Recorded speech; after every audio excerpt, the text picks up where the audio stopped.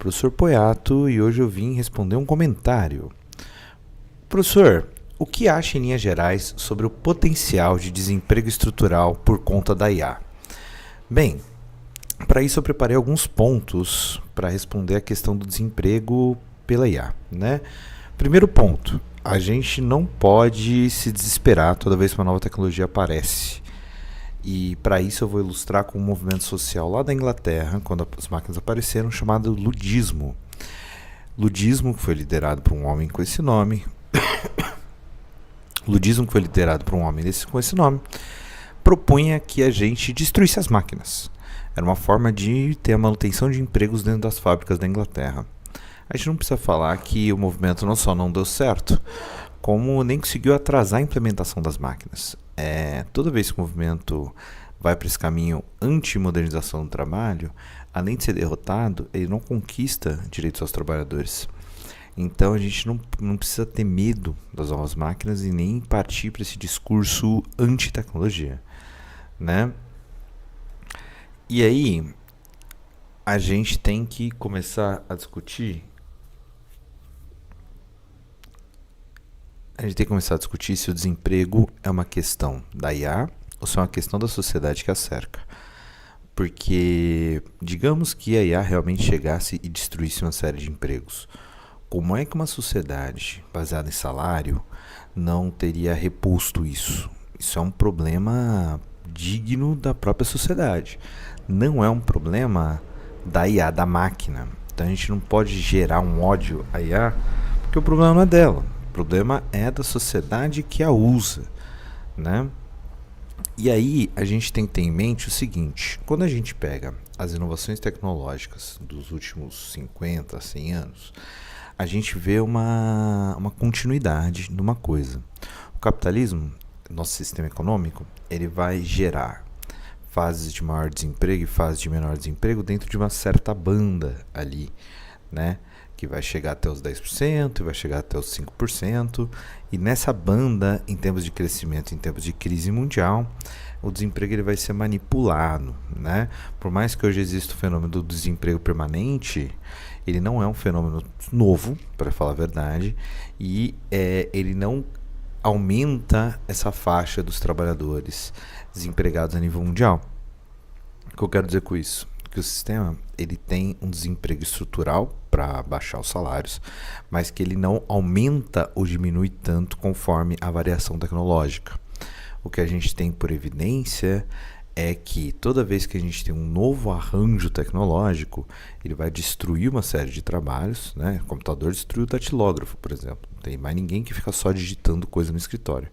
Mas ele gera outras funções que não são correlatas, mas outras funções que podem substituir aquela.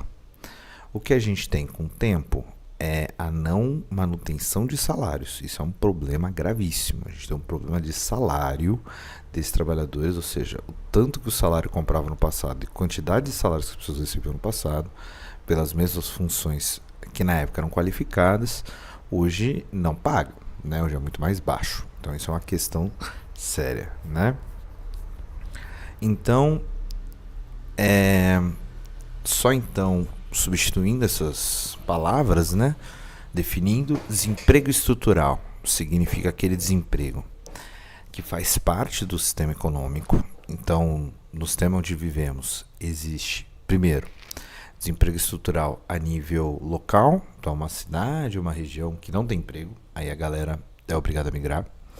Segundo, a gente tem o desemprego estrutural a nível nacional, que é aquele já para baixar salários. Então todo o país vai ter uma taxa de desemprego que ela vai se repetir na história, muitas vezes uma faixa, e que toda vez que o salário sobe, essa faixa vai ser forçada para cima, porque uma vez que você tem pleno emprego por muitos anos, os trabalhadores recebem aumento por muitos anos, então o salário vai ficando mais caro. Então nessa disputa do salário sendo pensado como custo, com o tempo o desemprego vai fazer essa variação na disputa salarial. Então o desemprego estrutural ele é essa ferramenta, ele é parte do sistema. O mundo onde vivemos não funciona sem desempregados. porque o desemprego ele é parte da forma que o sistema funciona. É triste, é feio, mas é a verdade, né? Por quê? Porque ele obriga o trabalhador, ele convence o trabalhador a ficar mais tempo no seu emprego, ele convence o trabalhador a receber menos salário. Se tem uma fila de desempregados querendo o emprego dele, você tem uma série de coisas que você é convencido a fazer. Então, o desemprego estrutural, ele é uma ferramenta, ele é uma parte importante do sistema onde vivemos. Ele é diferente da substituição de funções, como eu dei o exemplo do datilógrafo, ele sumiu. Mas o datilógrafo sumir não significa que você tem menos empregos de escritório no mundo. Na verdade, você teve um aumento, uma ampliação muito grande no mesmo período, né? Bem, e é aí que entra a questão da nova tecnologia como modelo de ampliação de exploração, né? O que vai acontecer? Novas tecnologias vão ampliar a produtividade. Ampliação de produtividade sem ampliação de salário significa aumento de exploração e diminuição de vagas. Significa maior lucro, mais mercadoria com menos tempo, menos trabalho. Isso é uma parte importante do mundo onde vivemos, tá? Esse é o objetivo máximo de qualquer tecnologia nova que surja. Tem dois nomes sociológicos para isso, tá? Econômico, sociológico, da economia política. O primeiro deles a gente pode chamar de mais-valia relativa, que foi dado pelo Karl Marx, que é quando uma nova tecnologia é introduzida, ela tem o seguinte mecanismo. Uma vez que ela aumenta a quantidade de trabalho, ou seja, ela aumenta a capacidade produtiva das pessoas em um período de tempo. O que eu quero dizer com isso? Em 8 horas, fulano produzia, sei lá, um programa de computador. Agora, em 8 horas, ele produz 2 programas de computador, 2 coisas dentro do programa de computador. Ele aumentou sua produtividade, mas não aumentou seu salário. O lucro relativo dos patrões aumenta e o salário relativo dos trabalhadores diminui pela riqueza total. Essa é a chamada mais-valia relativa, ou seja, mais-valia amplificada, não pelo aumento do trabalho em si, mas do aumento da produtividade do trabalho que não se retorna em salário, né? Os liberais também têm uma explicação para isso, né? Então, se os marxistas têm a explicação, os liberais no Adam Smith vão explicar que é um aumento de oferta de trabalho sem aumentar o número de trabalhadores. Isso é aumento da tecnologia. Então, esse aumento de oferta vai causar com que o preço do trabalho despenque.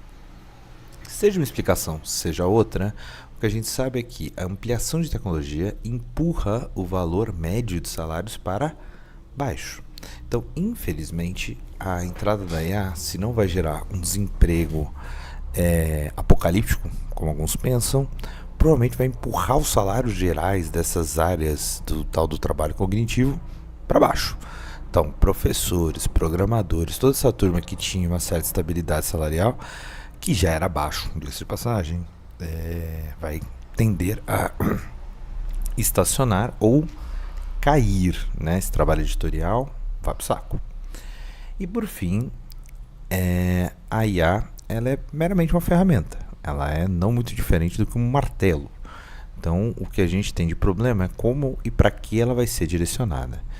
Então, respondendo novamente aqui a pergunta, o que eu acho em linhas gerais sobre o potencial desemprego estrutural por conta da IA, eu acho que ele não vai se realizar, mas eu acho que a tendência é que os salários gerais das pessoas caiam e que as pessoas sejam empurradas mais para modelos de emprego em subemprego, ou modelos de emprego que a gente brinca de empregos fast food, empregos que não têm vínculos trabalhistas, empregos que o salário ele é relativo e aí vai, do que para uma estabilidade laboral.